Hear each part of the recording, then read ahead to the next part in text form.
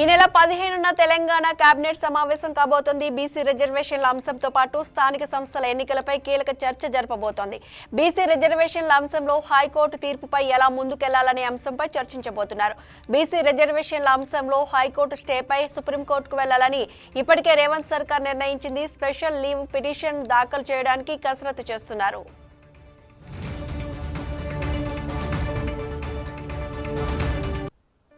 Smart card మరింత smart గా ప్రజలకు అన్ని రకాలుగా ఉపయోగపడుతుందని సాంఘిక సంక్షేమ శాఖ మంత్రి డోల బాల వీరాంజనేయ స్వామి అన్నారు.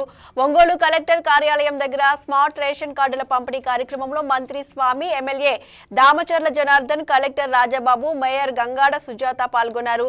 జస్ట్ స్కాన్ చేస్తే చాలు రేషన్ కార్డుదారుడి వివరాలు పూర్తి స్థాయిలో తెరపైకి వస్తాయన్నారు. ఆర్టీసీ బస్సుల్లో గుర్తింపు కార్డుగా కూడా స్మార్ట్ రేషన్ కార్డు ఉపయోగపడుతుందన్నారు.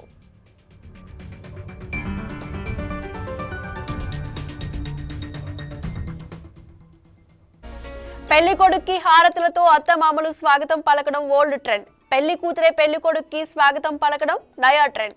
పశ్చిమ గోదావరి జిల్లా పాలకొల్లులో ఇదే జరిగింది. పాలకొల్లుకు చెందిన వధూవరులు స్వరూప్, హారిక వివాహం కాస్త వెరైటీగా చేసుకున్నారు. పెళ్లి కుమార్తె హారిక పెళ్లి కొడుకుని స్వాగతం పలికారు. ఆ తర్వాత ధూమ్ ధామ్ గా ఇద్దరు కలిసి రోడ్డుపై తీన్మార్ డప్పులకు స్టెప్పులేశారు. ఇక మహిళలు బుల్లెట్ బండి నడుపుతూ హల్చల్ చేశారు. నూతన జంట జట్కా బండిపై ఊరేగింపుగా వెళ్లి పెళ్లి ప్రాంగణానికి చేరుకోవడం హైలైట్ గా నిలిచింది.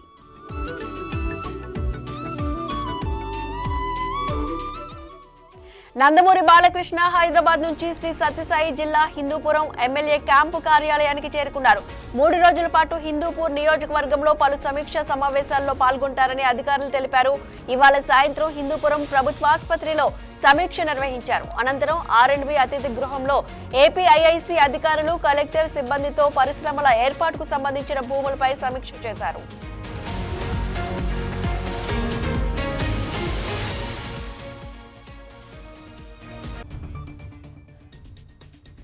ఐఐటి బొంబాయి విద్యా సంస్థల ఆధ్వర్యంలో కడపలో హైదరాబాద్ పబ్లిక్ స్కూల్ విద్యార్థులకు ఎంటర్‌ప్రెన్యూర్‌షిప్ పైన అవగాహన కార్యక్రమం నిర్వహించారు. ఈ సందర్భంగా Hyderabad public school principal Amit Singh మాట్లాడుతూ ప్రస్తుత పరిస్థితుల్లో యువతరం తమ చదువు ద్వారా ఉద్యోగ అవకాశాలు మాత్రమే కాకుండా వ్యాపార సంస్థలను ఏర్పరుస్తూ గణనీయమైన అభివృద్ధి ఫలాలు సాధిస్తూ ముందుకు వెళ్తున్నారని చెప్పారు.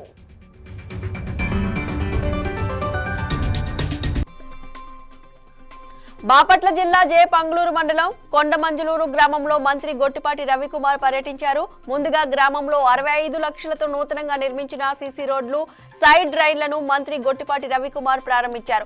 సిఎస్ఆర్ నిధులతో జిల్లా పరిషత్ ఉన్నత పాఠశాల విద్యార్థులకు నూతనంగా నిర్మించిన డైనింగ్ హాల్ ను జిల్లా పరిషత్ ఉన్నత పాఠశాలలో 356 మంది విద్యార్థులకు ఉచితంగా సైకిళ్లను మంత్రి పంపిణీ చేశారు. అలాగే రాయితీలో రైతులకు అగ్రికల్చరల్ డ్రోన్ అందించారు. 57 మంది లబ్ధిదారులకు సీఎంఆర్ఎఫ్ చెక్కులు, ఎల్ఓసి పత్రాలు పంపిణీ చేశారు.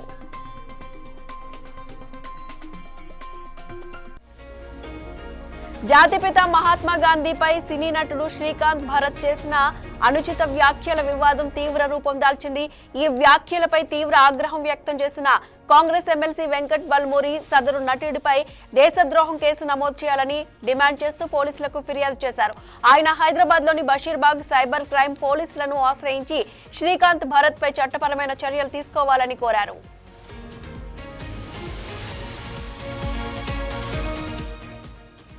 వైసీపీ నేత మాజీ మంత్రి పేర్ని నానితో పాటు మరో 29 మందిపై కేసు నమోదు చేశారు. మచిలీపట్నం ఆర్పేట సీఐ యేసుబాబుపై దౌర్జన్యం చేశారని చిలకలపూడి పోలీస్ స్టేషన్లో కేసు నమోదైంది. వైసీపీ నేత సుబ్బన్నను నిన్న విచారణ కోసం మచిలీపట్నం టౌన్ పోలీస్ స్టేషన్ కు పిలిచారు. ఈ క్రమంలో అక్కడికి వెళ్లిన పేర్ని నాని సీఐ విధులకు ఆటంకం కలిగించడంతో పాటు హల్చల్ చేశారు. ఈ ఘటనను ఎస్పీ తీవ్రంగా పరిగణించారు.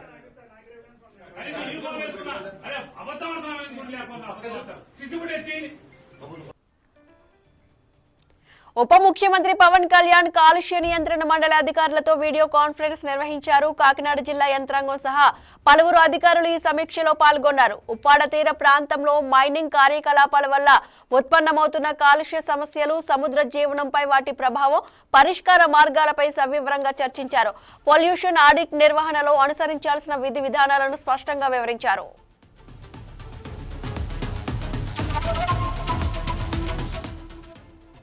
అల్లూరి సీతారామరాజు జిల్లా రాజోమంగి మండలం జడ్డంగి పంచాయతీ పరిధిలో ఉపాధి హామీ కూలీలకు గత 6 వారాలుగా వేతనాలు చెల్లించకపోవడం పట్ల ఆదివాసీ నాయకుడు తెడ్ల రాంబాబు ఆగ్రహం వ్యక్తం చేశారు. వేతనాల కోసం ప్రతిసారి ప్రభుత్వాన్ని వేడుకోవడం అలవాటుగా మారిందని ఆయన విమర్శించారు. ఉపాధి పథకాల్లో అవినీతి జరుగుతుందనే విషయాన్ని ప్రజాప్రతినిధులు గుర్తించినప్పటికీ కూలీల వేతనాలపై మాత్రం ఎవరూ స్పందించలేదని ఆవేదన వ్యక్తం చేశారు.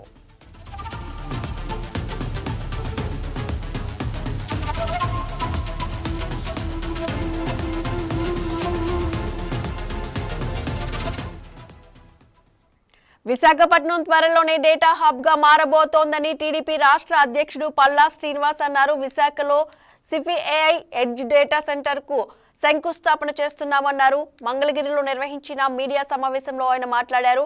కూటమి ప్రభుత్వంపై నమ్మకంతో అనేక కంపెనీలు వస్తున్నాయని, దీంతో రాష్ట్ర యువతకు ఉద్యోగాలు వస్తాయని చెప్పారు. విశాఖకు కంపెనీలు తీసుకొస్తున్న సీఎం చంద్రబాబు, లోకేష్ కు కృతజ్ఞతలు తెలిపారు.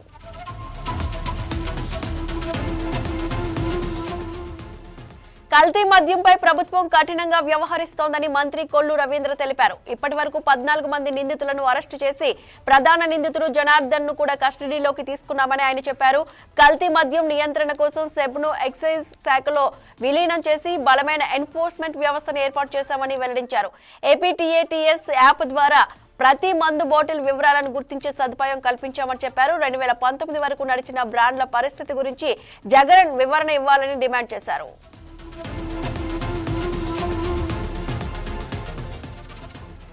వైసీపీ సీనియర్ నేత బొత్స సత్యనారాయణ ప్రత్యర్థులపై సంచలన ఆరోపణలు చేశారు. తనను అంతమొందించేందుకు కొందరు కుట్ర పన్నుతున్నారని ఆయన ఆరోపించారు. ఇటీవల పైడితల్లి సిరిమానోత్సవంలో బొత్స సత్యనారాయణ కుటుంబ సభ్యులతో కలిసి పాల్గొన్న వేదిక కూలిపోయిన విషయం తెలిసిందే. అయితే ఈ ఘటనలో ఎవరికి ఎటువంటి ప్రమాదం జరగలేదు.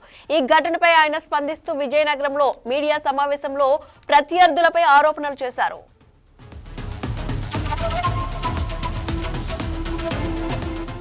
వైసీపీపై హోంమంత్రి అనిత తీవ్ర విమర్శలు చేశారు. దళితులను రెచ్చగొట్టి రాజకీయ లబ్ధి పొందాలని వైసీపీ చూస్తుందని దుయ్యబట్టారు. చిత్తూరు జిల్లా వెదురుకుప్పం మండలం దేవలంపేట అంబేద్కర్ విగ్రహానికి ఎవరు నిప్పు పెట్టారో త్వరలో తేలుస్తామన్నారు. అభివృద్ధిని అడ్డుకుంటూ కుల మతాల మధ్య చిచ్చు పెడుతున్నారని ఆగ్రహం వ్యక్తం చేశారు.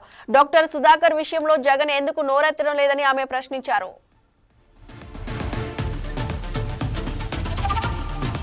ఏపీలో సంచలనం సృష్టించిన అన్నమయ్య జిల్లా ములకల చెరువు, ఎన్టీఆర్ జిల్లా ఇబ్రహీంపట్నం నకిలీ మద్యం కేసుల్లో కీలక పరిణామం చోటు చేసుకుంది. ఈ కేసులో ప్రధాన నిందితుడు విజయవాడకు చెందిన జనార్దన్ రావును పోలీసులు అదుపులోకి తీసుకున్నారు. దక్షిణాఫ్రికా నుంచి జనార్దన్ రావు విజయవాడ వస్తున్నాడన్న సమాచారంతో గన్నవరం ఎయిర్పోర్ట్ లో పోలీసులు విమానం దిగి బయటకు రాగానే అదుపులోకి తీసుకున్నారు. ఇందుకు సంబంధించిన ఫోటోలు, వీడియోలు సోషల్ మీడియాలో దర్శనమిచ్చాయి.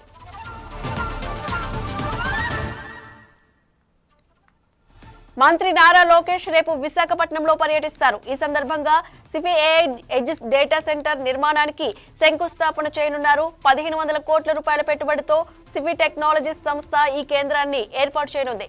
అత్యాధునిక సాంకేతికతతో రూపుదిద్దుకోనున్న ఈ డేటా సెంటర్ ద్వారా 1000 మందికి పైగా యువతకు ప్రత్యక్ష, పరోక్షంగా ఉపాధి అవకాశాలు లభించనున్నాయని అధికారులు తెలిపారు.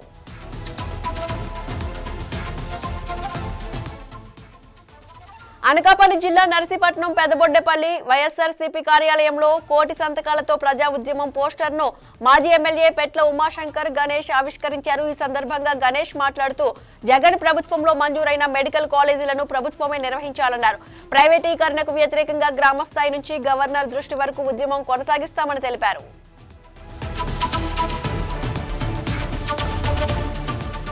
నెల్లూరు జిల్లా జొన్నవాడలో శ్రీ మల్లికార్జున స్వామి కామాక్షి తాయి ఆలయ పాలక మండలి సభ్యుల ప్రమాణ స్వీకార కార్యక్రమం నిర్వహించారు. ఈ కార్యక్రమంలో ఎమ్మెల్యే వేమిరెడ్డి ప్రశాంతిరెడ్డి పాల్గొని మాట్లాడారు. పాలక మండలి సభ్యులు నిస్వార్థంగా అమ్మవారి సేవ చేయాలని, ఆలయ ఆస్తులు అన్యాక్రాంతం కాకుండా కాపాడాలని సూచించారు. తాను కూడా టీటీడీ బోర్డు సభ్యురాలనని, పాలక మండలి బాధ్యతలు ఎంతో కీలకమని పేర్కొన్నారు.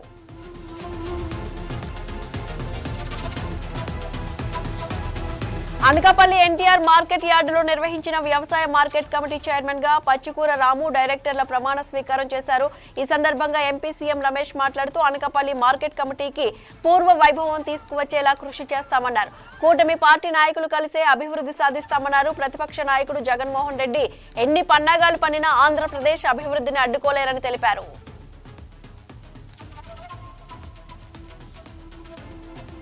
భారతీయ సంప్రదాయంతో పాటు సాంస్కృతిక వైభవాన్ని ప్రతిబింబించే హస్తకళలు, చేతి వస్త్రాలకు కొత్త ఊపిరి ఇవ్వాలన్న ఉద్దేశంతో హ్యాండ్లూమ్ టెక్స్టైల్స్ శాఖ ప్రభుత్వం తరపున చర్యలు చేపట్టింది.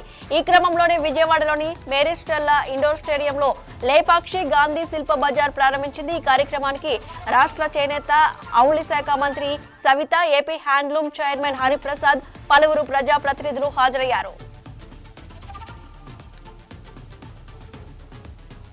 దేశంలోనే 2 లక్షల ఉపాధ్యాయ పోస్టులను భర్తీ చేసిన ఏకైక ముఖ్యమంత్రి చంద్రబాబు మాత్రమేనని మంత్రి రామానాయుడు తెలిపారు. పశ్చిమ గోదావరి జిల్లా పాలకొల్లులోని చాంబర్స్ డిగ్రీ కళాశాల స్వర్ణోత్సవ వేడుకల్లో ఆయన ముఖ్య అతిథిగా హాజరయ్యారు. ఈ సందర్భంగా మంత్రి మాట్లాడుతూ రాష్ట్రంలోని ప్రతి విద్యా సంస్థలోనూ ఉపాధ్యాయ నియామకాల భర్తీకి, సౌకర్యాల కల్పనకు ప్రభుత్వం ప్రాధాన్యత ఇస్తోందని పేర్కొన్నారు.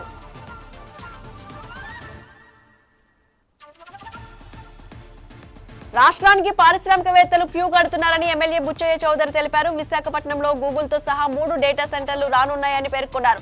దీనివల్ల వేలాది మందికి ఉపాధి అవకాశాలు కలుగుతాయని చెప్పారు. CM Chandrababu, deputy CM Pawan Kalyan నాయకత్వంలో పారిశ్రామికవేత్తలకు అనుకూల వాతావరణం ఏర్పడుతోందని వివరించారు. మెడికల్ కాలేజీల విషయంలో గత వైసీపీ ప్రభుత్వం కమిషన్లు తీసుకుందని ఆరోపించారు.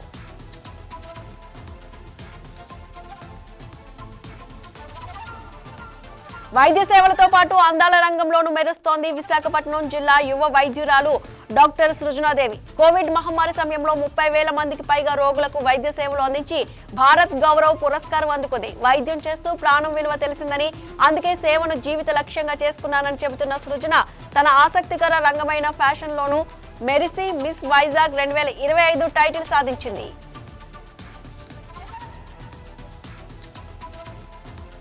కృష్ణా జిల్లా ఎస్పీ విద్యాసాగర్ నాయుడు ఆధ్వర్యంలో ప్రత్యేక బృందాలు జిల్లా వ్యాప్తంగా తనిఖీలు నిర్వహిస్తున్నారు. దీపావళి సందర్భంగా అనుమతి లేని షాపులు జాగ్రత్తలు పాటించని తయారీ కేంద్రాలను గుర్తించి పోలీసులు తగిన చర్యలు తీసుకుంటున్నారు. మరోవైపు నంద్యాల సబ్ డివిజన్ పరిధిలో ప్రభుత్వ అనుమతులు లేకుండా నిబంధనలకు విరుద్ధంగా టపాసులు నిల్వ ఉంచిన విక్రయించిన వారిపై చట్టపరమైన చర్యలు తీసుకుని కేసులు నమోదు చేస్తామని ఏఎస్పీ మందా జావలి హెచ్చరించారు.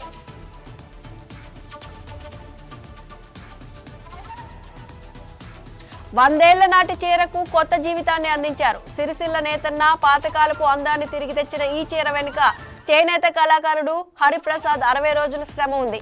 మెదక్ జిల్లాకు చెందిన స్వప్న తన అమ్మమ్మ జ్ఞాపకంగా ఆ పాత చీరను పునర్నిర్మించమని కోరగా హరిప్రసాద్ ఆ చీరను అదే డిజైన్లతో వెండి జరీతో నేసి కొత్త రూపం ఇచ్చాడు.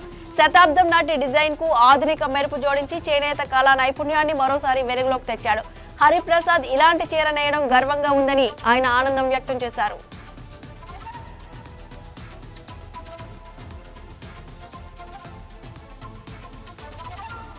వరంగల్లోని కాకతీయ మెగా టెక్స్టైల్ పార్క్ లో ఉత్పత్తిపై భారత రాష్ట్ర సమితి కార్యనిర్వాహక అధ్యక్షుడు కేటీఆర్ హర్షం వ్యక్తం చేశారు. ఈ మేరకు ఆయన ఎక్స్ వేదికగా పోస్ట్ చేశారు. మొదటి యూనిట్ ఉత్పత్తి ప్రారంభించడం సంతోషంగా ఉందన్నారు. ప్రపంచ మార్కెట్లకు టీషర్ట్లు ఎగుమతి చేయడం ఆనందంగా ఉందని చెప్పారు.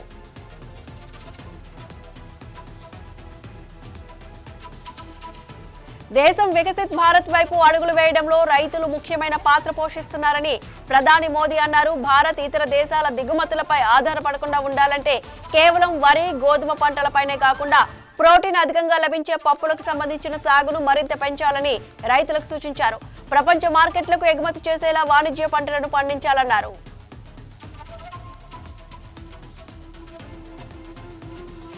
కర్ణాటకలో కొంతకాలంగా సీఎం మార్పుపై ఊహాగానాలు వినిపిస్తున్నాయి. ఈ ఏడాది చివరిలో ముఖ్యమంత్రి మార్పు ఉండొచ్చన్న కథనాలపై డిప్యూటీ సీఎం డీకే శివకుమార్ స్పందించారు. తనకేం తొందర లేదని, తన తలరాత ఏంటో తనకు తెలుసని వ్యాఖ్యానించారు.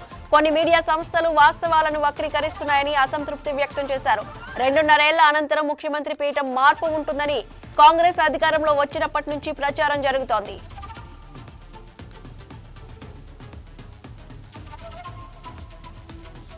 టీవీకే పార్టీ అధ్యక్షుడు విజయ్ కరూర్లో నిర్వహించిన ప్రచార ర్యాలీ తీవ్ర విషాదాన్ని నింపిన సంగతి తెలిసిందే. ఈ ఘటనలో 41 మంది ప్రాణాలు కోల్పోయారు.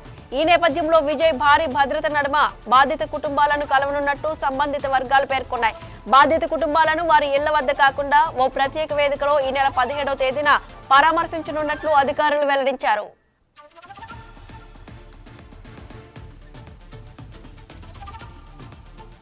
పాలకొల్లులోని పంచారామ క్షేత్రమైన శ్రీ క్షీర రామలింగేశ్వర స్వామి దేవస్థానం నూతన పాలకవర్గ కమిటీ ప్రమాణ స్వీకారం నిర్వహించారు. ఈ సందర్భంగా నూతన చైర్మన్ మీసాల రామచంద్రరావు ధర్మకర్తల మండలి సభ్యులకు మంత్రి ప్రమాణం చేయించి శుభాకాంక్షలు తెలిపారు. ఆలయ ప్రతిష్టను మరింత పెంపొందించేలా సేవలు అందించాలని, భక్తులకు ఎటువంటి అసౌకర్యాలు కలగకుండా చూడాలని మంత్రి సూచించారు.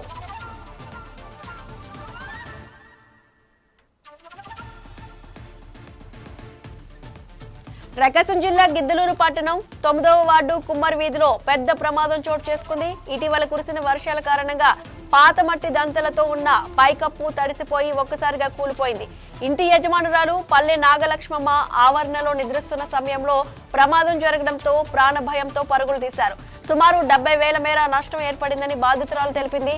ఆమెకు ప్రభుత్వం తక్షణం సహాయం అందించాలని కోరింది.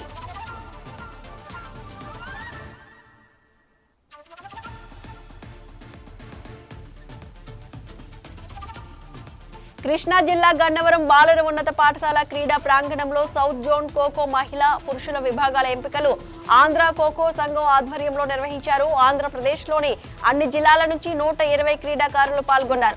నైపుణ్యం చూపిన వారిని రాష్ట్ర జట్టులో ఎంపిక చేసి శిక్షణ అనంతరం ఈ నెల 24 నుంచి 26 వరకు కర్ణాటక దావణగిరిలో జరిగే సౌత్ జోన్ ఛాంపియన్షిప్ లో ఆంధ్ర జట్లు పాల్గొంటారని అధికారులు తెలిపారు.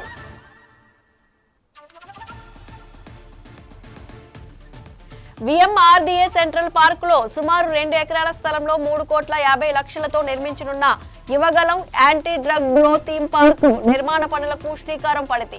ఈ పనుల్ని వర్చువల్ విధానంలో కేంద్ర మంత్రి కింజారపు రామ్మోహన్ నాయుడు ప్రారంభించారు. ఈ సందర్భంగా ఆయన మాట్లాడుతూ యువశక్తి అత్యంత ముఖ్యమైన వనరులని, అలాంటి యువత పెడద్రోవ పట్టకుండా ఒక వినూత్న ఆలోచనతో విఎంఆర్డీఏ ఆధ్వర్యంలో ఒక పార్కును నిర్మించడం విశాఖకే తలమానికమన్నారు.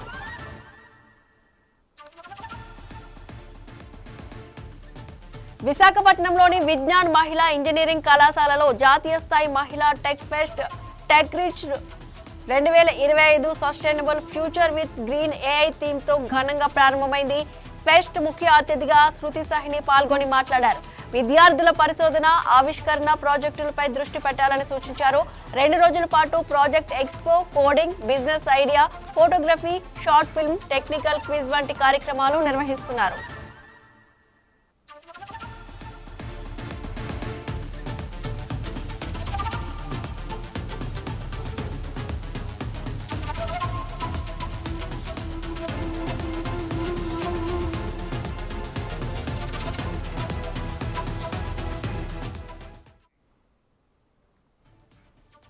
అమెరికా మాజీ అధ్యక్షుడు డొనాల్డ్ ట్రంప్ 2025 నోబెల్ శాంతి బహుమతికి ఆశపడగా అవార్డు ఆయనకు దక్కలేదు. ట్రంప్ తాజాగా ఆయన వెనజులా ప్రతిపక్ష నాయకురాలు మరియా కొరినా మచాదోతో ఫోన్లో మాట్లాడినట్టు తెలిపారు. ఈ సందర్భంగా మచాదో తన గౌరవార్థం నోబెల్ బహుమతిని స్వీకరిస్తున్నట్టు తెలిపారు. ట్రంప్ స్పందనలో ఈ అవార్డు కోసం ఆయన పెట్టిన ప్రయత్నాలను గుర్తు చేసుకుంటూ మచాదో విజయాన్ని అభినందించినట్లు వెల్లడించారు.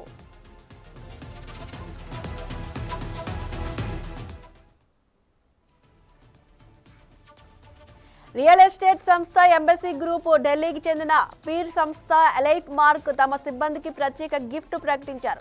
ఉద్యోగుల ఒత్తిడి, అలసట, ఉత్పాదకతపై ప్రభావం వల్ల మానసిక ఆరోగ్యం కోసం గుర్తింపు చూపుతూ ఈ ఏడాది దీపావళి సందర్భంగా అక్టోబర్ 18 నుంచి 26 వరకు 9 రోజులు సెలవులు ప్రకటించాయి. కంపెనీ సంస్కృతిలో ఎంప్లాయీ కేర్కు కొత్త అధ్యాయం ప్రారంభించినట్లు పేర్కొన్నారు. అమెరికా అధ్యక్షుడు డొనాల్డ్ ట్రంప్ చైనాపై సుంకాల బాంబు పేల్చారు. బీజింగ్ దిగుమతులపై అదనంగా 100% సుంకాలతో విరుచుకుపడ్డారు. ఈ పరిణామాలతో అమెరికా స్టాక్ మార్కెట్లు కుదేలయ్యాయి. శుక్రవారం ఒక్కరోజే అమెరికా మార్కెట్లలో $1.5 ట్రిలియన్ మేర మదుపర్ల సంపద ఆవిరైంది. మార్కెట్లు ముగిసే సమయానికి నాస్డాక్ 3.56%, డోజోన్స్ 1.90%, S&P 500 సూచీ 2.71% మేర నష్టపోయాయి. భారత ప్రధాని నరేంద్ర మోదీని సినీ నటుడు రామ్ చరణ్ దంపతులు కలిశారు. అనిల్ కామినేని సారథ్యంలో వరల్డ్ ఆర్చరీ ప్రీమియర్ లీగ్ నిర్వహిస్తున్నారు. ఈ క్రమంలో ప్రధానితో సమావేశమైన చరణ్, ఉపాసన, అనిల్ కామినేనిలు లీగ్ కు సంబంధించిన వివరాలను ఆయనకు వివరించారు. ఈ సందర్భంగా శ్రీ వెంకటేశ్వర స్వామి జ్ఞాపికతో పాటు ప్రత్యేకంగా తయారు చేయించిన విల్లును మోదీకి అందించారు.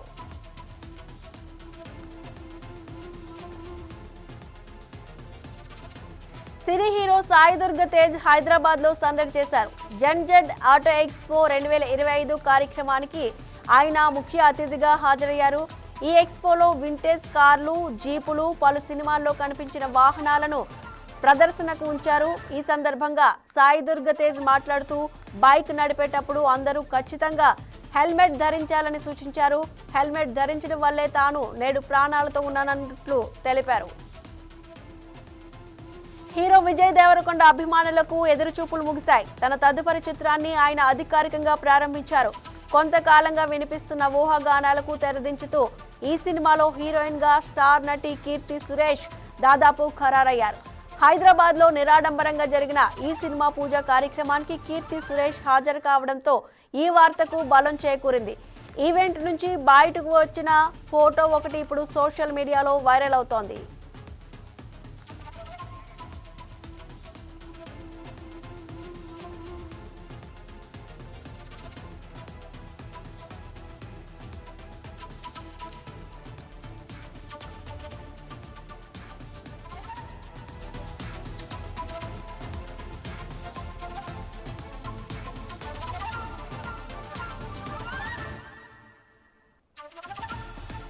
వెస్టిండీస్ తో జరుగుతున్న రెండో టెస్ట్ మ్యాచ్ లో రెండో రోజు ఆట ముగిసే సమయానికి టీమిండియా పూర్తి ఆధిపత్యం ప్రదర్శించింది. మొదట టీమిండియా 5 వికెట్ల నష్టానికి 518 పరుగుల భారీ స్కోర్ వద్ద ఇన్నింగ్స్ ను డిక్లేర్ చేసింది.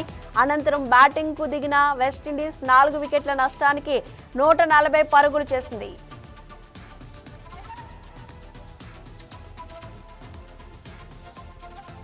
ప్రశాంత్ కిషోర్ సంచలన వ్యాఖ్యలు చేశారు. జన్ సూరజ్ పార్టీ అధినేత, ఎన్నికల వ్యూహకర్త ప్రశాంత్ కిషోర్ హాట్ కామెంట్స్ చేశారు. 2019లో కాంగ్రెస్ కంచుకోట అమేథీలో రాహుల్ గాంధీకి ఎదురైన పరాభవం లాంటిదే రాబోయే బీహార్ అసెంబ్లీ ఎన్నికల్లో ఆర్జేడీ నేత తేజస్వి యాదవ్ కు కూడా తప్పదని చెప్పారు. తేజస్వి ప్రాతినిధ్యం వహిస్తున్న రఘుపూర్ నియోజకవర్గంలోనే ఈ ఎన్నికల్లో ఆయన అడ్రస్ గల్లంతు కావడం ఖాయమని జోస్యం చెప్పారు.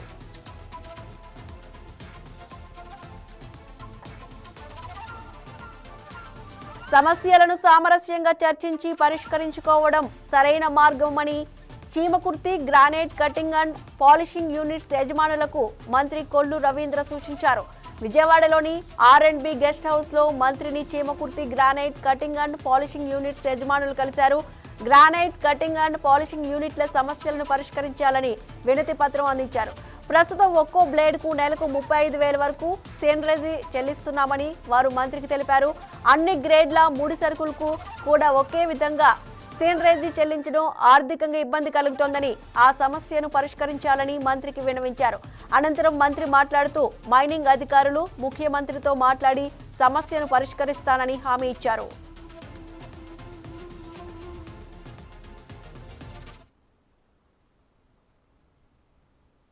ఈ రోజు ఫైరింగ్ ఇక్కడితో ఫుల్ స్టాప్. నెక్స్ట్ ఎపిసోడ్ లో మళ్ళీ కలుద్దాం. Keep watching YK news, Telugu వారి గుండె చప్పుడు.